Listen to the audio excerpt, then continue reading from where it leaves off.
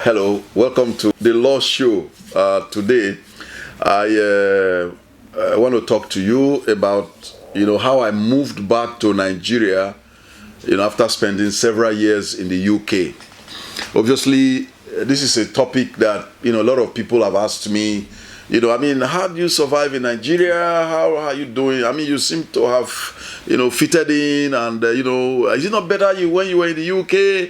All those questions. So I'm just going to take this opportunity to answer it. I don't want you to go away. And if you have not subscribed to our YouTube channel, please do so. Subscribe to Pinnacle TV YouTube channel and click the notification bell so that you can get all videos on the Law Show. Don't go away. I'll be right back. 24 hours, 7 days a week. For more exciting, educative, and entertaining programs such as Law and You, Talk Politics, Entertainment Gist, Relationship Talk, and other programs, keep watching Pinnacle TV. You can watch, like, and subscribe to our YouTube channel at Pinnacle TV Online. You can also visit our website at www.pinnacletv.com.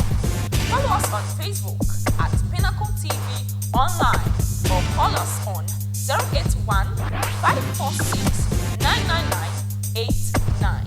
Pinnacle TV, top quality broadcasting. Okay, so we're looking at how I moved back to Nigeria from the UK and what my experience has been, in this country, Nigeria. Obviously, a lot of people have, different perceptions of the country. Some think that it's a horrible place, to be. It's full of armed robbers and kidnappers, and everybody's getting shot. Other people, depending on who you ask, see it as an El Dorado of a sort. An El Dorado of a sort, where you are permanently on holiday. You do little work, you earn a lot of money, and actually an investment destination, for all kinds of business or services that you have. So everyone has his different perspective. But for me, I'm just gonna start with you. I've done, or I will do another video why I left Nigeria in the first place. So, but that's a different video. But this one, I want to talk about how I moved back. I think the thought, to return to Nigeria became nagging. I should say during the was it called economic meltdown? What was it called? Economic meltdown that pervaded all over Europe, America, and other countries, where there was a property crash and the value of foreign currencies fell and all that sort of thing. For me, I was a practicing solicitor in the UK. I'm still a solicitor in the UK, although not a practicing one in the UK.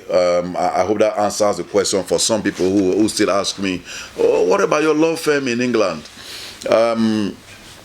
So in the UK, if you are a lawyer, a solicitor, you open a law firm, you will need what is called the indemnity insurance. You need insurance to be able to run, your practice, right? So without insurance, without your indemnity insurance, you cannot run your practice. And the economic meltdown affected several insurance companies, which hitherto insured law firms in the UK. So there was less insurance companies insuring more law firms, and particularly hit were ethnic minority law firms, blacks, Latinos, Asians, etc., etc. And it was a period of transition. A lot of people, came up with different ideas. So many people lost their indemnity insurance. I had to reinvent. I had to start thinking, in the long term. One of the things that occurred to me was, I had built a law firm quite sizable. We were doing very well, and it occurred to me that, you mean that for something that I have no control over, a third party, having to decide whether to give me insurance or not to give me insurance, I could potentially lose my firm, I mean, the vision originally, mind you, the vision that I had was to build a law practice that could be quoted on the alternative investment market in the UK. I mean, the UK law firms can be run as limited liability companies, unlike Nigeria, where in Nigeria you either run as a sole proprietorship or you run as a partnership, So, but in the UK you can incorporate a company, and run the law firm as a limited liability company. You can even go to seek for funding from the public. So, and you can go not on the stock exchange, you can't do on the London Stock Exchange, but there's an alternative investment market where you can, actually sell shares and, of your company, put to the public and raise as much money as you can and, go for it, offer as much service as you can. So, all these were part of the long-term strategic growth plan of the firm, which I was running at that time. But when this, economic thing came around, it became obvious that ethnic minority law firms were actually endangered species. At least that was, the general consensus. So, I mean, if you were a Nigerian and your name was Oladayo, Popo Ola or something like that, and you wanted an insurance quote, most of these white controlled or dominated insurance companies in the UK, and there were very few of them that were offering insurance to law firms. Most of them perceived of you, first they would prefer, obviously, John Smith into Lodayo Popola or Ifeanyi Chukwu Akabueze or, somebody, Raf Sanjani or somebody like that, So, I'm the kind of person that I really, really, really don't want my destiny to be, in the hands of somebody who can make a decision without actually seeing me, and can just decide, to throw me off the boat or something like that. So I began to yearn after, really what I had in Nigeria. I began to yearn after it. I mean, in Nigeria, I had the whole world, everywhere was right there. I didn't have to bother about indemnity insurance. I didn't have to bother about, national insurance contributions. I didn't have to bother about, paying for X amount for insurance, paying council tax, paying this, paying all of these things. And all I had to bother about was rendering as much as I could the best possible service to my clients. And if they are happy with me, they reward me. I pay my taxes to government and that's it, really, So I had to now begin to reflect actually about returning to Nigeria. And mind you, and this is something that probably, if you are watching this, you probably want to think about. While I was in the UK, I had spread to Nigeria. I was doing immigration services, from Nigeria to the UK for people. So I had offices in Lagos, which is the capital of Lagos State, in the southwest or western part of Nigeria. I had an office in Benin City, which was south. I had an office in Abuja, which was north. So I had these three offices which survived the transitions that the British and the American embassy had gone through as a result of 9/11. Okay, maybe I should explain that. Before 9/11 and all the things that came with it, I had offices in Ghana, Accra. I had an office in Lagos. I had an office in Ibadan. I had an office in Port Harcourt. I had an office in Enugu. I had an office in Abuja, in Benin. Where else? Okay, so I had several offices. But post 9/11, the embassies decided that they wouldn't receive people directly, and they started using an organization. I can't remember what they are called now, but so you had to submit your application for visa by post. So they shut down most of their offices where they were receiving people. So it was consigned to submitting by post. So we also had to re-engineer as a company to shut down several offices. Shut down the one in Ibadan, we shut down the one in Port Harcourt, we shut down the one in Enugu, we shut down the one in Accra because of issues with government regulations and all that there. So we retained the one in Benin, Lagos, and Abuja. So we had 3 offices.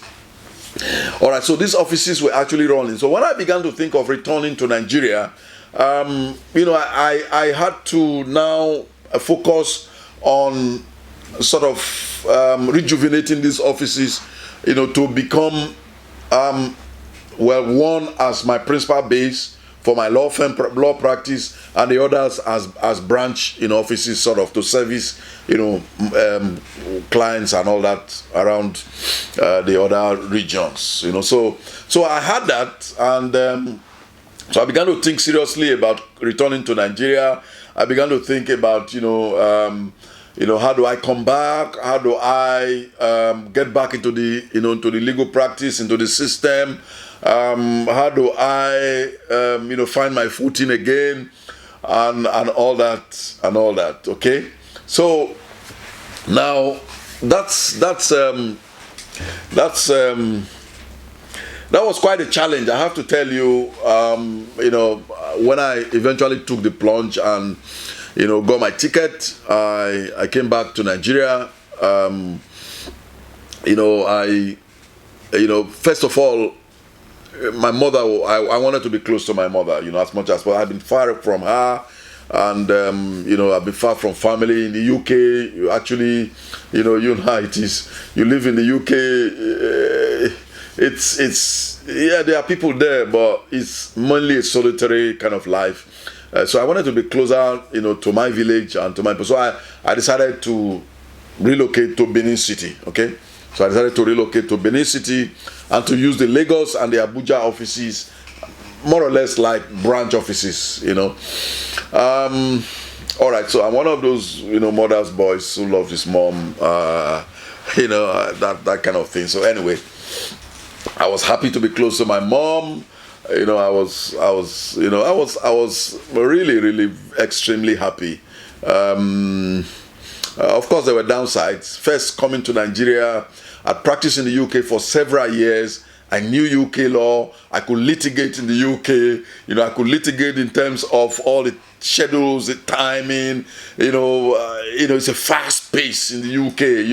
If you're in the UK, you have a case in court. It's for trial. You get a trial window maybe of 3 or 4 days. Everything is going to be done within 3 or 4 days. Judgment will be given in 3 or 4 days. In fact, if it's so fast that sometimes in the UK, trials is conducted on telephone. You are in your office. The other lawyer is in his office. The judge is in the judge's chamber. So there's a network phone, a conference call. You argue your points. Judge delivers judgment on the phone, and it tells you, look, in the mail tomorrow you are going to get the text of the judgment. But coming back to Nigeria, you find out that things don't quite move that fast in Nigeria. And that was the first sort of, thing I had to shall I use the word get over or key into? Maybe that's a better word, key into, so that you don't get frustrated. You don't get frustrated that things are not moving, things are not moving, things are not moving, things are not moving, So in Nigeria, you file a suit. There are all kinds of laws have changed over the time that I was away in the UK. There have been updating of the laws. There have been changes in the court system. There's been new civil procedure rules. And by and large, I'd forgotten some of the things that I knew, previously, because I had focused on reading UK law and mastering UK law. But now, coming back to Nigeria, I had to now start, as it were, starting not from the bottom up, but somewhere quite close to the bottom. So I came back. I had no briefs, I mean, everybody had known that I was away. My clients, which I had before I left, had, of course, gone to other lawyers. I'd also found out other briefs. So, I came back to Nigeria and I had no brief. I had some money. And of course, money runs out very quickly. So when you come, you stay in hotels, you are used to a certain level of life. You try to maintain that. You don't want to drink the water, you want to drink the Ragolis water or the water that is bottled, and you don't want to eat anywhere, you want to eat in special places. So all of that make whatever money you bring, to run away fast. Then you have friends you left behind. They see you, you're back, Dele, how are you, and you meet for a drink. Well, you are the one who just came back from abroad, so you are the one who's going to buy, so all of that. But so I had to, in a sense, forget that, and this is critical if you are thinking of moving back to Nigeria. I had to put away my toga virilis. I had to forget that I was a boss in the UK. I had a flourishing law practice. I had lawyers who were working with me. I had support staff. I could pick up the phone and call this person and, that thing will get done, or somebody will run down to get it done, or blah, blah, blah. I had to forget about that. Because now I was starting, with just, in the first few months, there was no client, so all the work I did from my laptop in my house, in my room. And, so I started, and this is how I started. I started by not being proud, realizing that you had to start from the beginning. I met up with some old colleagues and I offered myself to assist them to hold their brief, in court. If they had more than one case and they couldn't cope with it, they could call me. I was available, and so, yep, I did that. Some of them were my juniors. So I did that, periodically they will call me, I'll go and hold their briefs. But one thing I never did, and this is critical, I got to let you know. One thing I never did is I always made sure that I tried to deliver, on their instructions. That's number one. Number two, I always made sure that, I kept within their instructions. And I never, ever had to go behind their backs to discuss anything with their clients, and this is critical because sometimes some of the clients will, I want you to now become my lawyer hereafter. I always say, no, you need to go back to that guy. And this is critical because from experience, if you are watching this and you are a lawyer, you know that sometimes you ask colleagues to hold briefs for you and they end up taking the clients from you, So in a way, I started getting, some repeat sort of referrals from those, friends of mine, come and help us do this, come and help us, do that. And sometimes cases will come in that they couldn't sort of handle, and they will, ask me, for this reason or that reason, I can't take this case, but, you can take it. So, I will take those cases. So, in a way, I gradually built my clientele. Again, I started building my clientele. I went back to my Law and You show. That was a show that I was doing with a television corporation in Nigeria before I left for the UK. So, and it seemed to have rested. By the time I returned, it had rested. So I had to approach them again to rejuvenate it. For the reason that it's always been my passion to democratize legal knowledge. I've always, been passionate about helping people to understand their legal rights, not just in the confines of my office, but also, on a mass platform, so that more people will understand their legal rights. Like in England, if a lady sleeps in the UK while walking along the pavement, she realizes that it's the responsibility of the local council to have kept that place, proper. And then, so she will call her solicitor, or she won't just walk away. And that's because, there's concerted effort in the UK to ensure that people know their rights. There's even organizations called Citizens Advice Bureaus, which is set up in different sorts of localities where anyone can walk in and get free legal advice. Just walk in and get free legal advice. And this is funded by government. But of course, Nigeria, we don't have such a thing. It's got to be by private, individual effort and by passion to try to educate people. So I had that passion, and I went back to that organization and talked to them again, and we got the show back on air. Not without some challenges, but eventually, it got back on air, and then that started to run. And, so, in a manner of speaking, gradually things, started, kind of picking up, okay? So, it wasn't all rosy. Don't think it was all rosy. It wasn't all rosy. I'd been away for a while. Most of my contemporaries had, become magistrates and chief magistrates and all that. Some have become judges. Most of my juniors were now the ones who were magistrates I was appearing before. And Nigerian legal system, we have this thing about seniority and year of call and all those sort of things. So, there was some times when I had to eat the humble pie, to get things progressing. But by and large, we got it going. It began to move. I started, with one staff, and thereafter, we began to grow. So that's and if you ask me now, with hindsight, how it's been, do I have any regrets for leaving the UK and coming to Nigeria to practice law?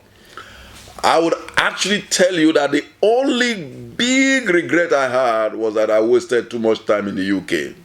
That's my deep regret. Because, trust me, Nigeria is the place to be. Nigeria is the place to be. I mean, it's a heaven for investment.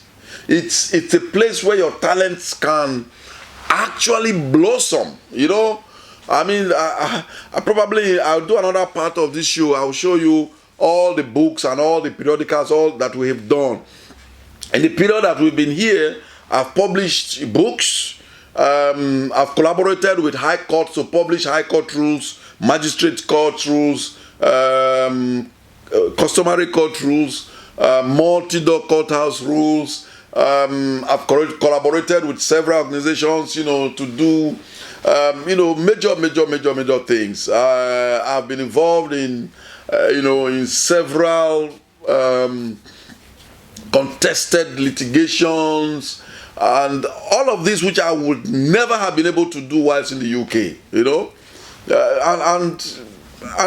and there's no other way, to actually say it, but my only regret is that I didn't return to Nigeria, on time. So I'm gonna come back. We'll take a short break, and I'll just ask you to subscribe to Pinnacle TV online YouTube channel and click the notification bell. If you are enjoying this, do leave us a comment. Comments are important. Let's know what you think. If you are thinking of relocating, you've got some questions, I'm here. Ask me, free of charge. 24 hours, 7 days a week. For more exciting, educative, and entertaining programs such as Law and You, Talk Politics, Entertainment Gist, Relationship Talk, and other programs, keep watching Pinnacle TV. You can watch, like, and subscribe to our YouTube channel at Pinnacle TV Online.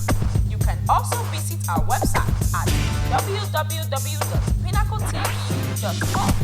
Follow us on Facebook at Pinnacle TV Online, or call us on 081 546 99989. Pinnacle TV, top quality broadcasting. Okay, so we're still talking about how I moved back to Nigeria. You may want to know what are the challenges, if I can just sort of itemize a few challenges that, if you are thinking of moving back, that you're going to have. The first is the culture shock. the change in the culture, in the environment, in the weather, in the people. Things don't run on time in Nigeria. Okay, so that's first a culture shock. I mean, if you lived in the UK, if the train is stopping at 8:50 at London Central, at exactly 8:49 the train is pulling in, and exactly 8:50 stops. It doesn't stop at 8:51, it doesn't stop at 8:52, it stops at 8:50. Well, if there's a delay, there will be an announcement. Nigeria is not like that. Things are more relaxed. If you have an appointment with somebody, they have what they call the African time. So it's usually a culture shock. If you've lived in the UK, if you have an appointment for 10 o'clock, tendency is you'll be there a minute to 10 waiting for the person. But most times the person will still be in his house. So somebody gives you an appointment to come to Abuja, you get to Abuja and you call him and he says, "Oh, I'm sorry, I was called away to Lagos. I'm in Lagos now. Can you come back?" And you say, "Oh, I went from Benin to Abuja." So culture shock, I was doing a case in Abuja and I traveled there on 3 occasions. And on these 3 occasions, the court will not sit. The court will not sit. So on the 3rd occasion, I got there again and they said, "Oh, sorry, court is not going to sit." I'm like, come on. Can you just let the judge know that this is the 3rd time I'm coming here? And, So went about it in a nice way. They went in, they talked to the judge, and the judge said, "Okay, I'm sorry, I had to go somewhere for the chief judge. Can you come back tomorrow? Can you stay till tomorrow?" "Yeah, I'm good to stay till tomorrow." And the next day they listed my case was an ex parte application. I was able to take it. So that sort of thing. I've also traveled to Abuja on several occasions. The court would not sit because the magistrate had migraine. Say, "Oh, she had headache." Migraine. I think migraine is a more serious form of headache. So that's number one challenge, is the culture shock. But you have to get used to it. Number two challenge is the mentality. First is conquering your fears. I might put it like that, conquering your fears. Because you hear all these things, there's bandits everywhere, there's kidnappers everywhere, you are more likely to get kidnapped, and this and that and that. That's one side of the coin. The other side of the coin is, there's a financial killing to be made in Nigeria. There's just no way I can say it any better. It's like the wild, wild west. Everything is virgin, Every economic sector, you are welcome.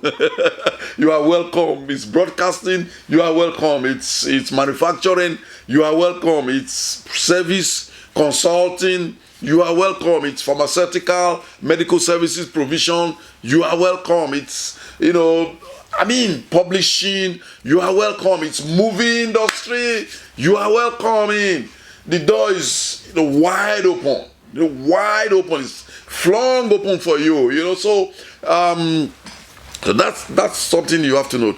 Now, a third thing that I think that everyone, if you're thinking of moving to Nigeria, you need to lose your accent.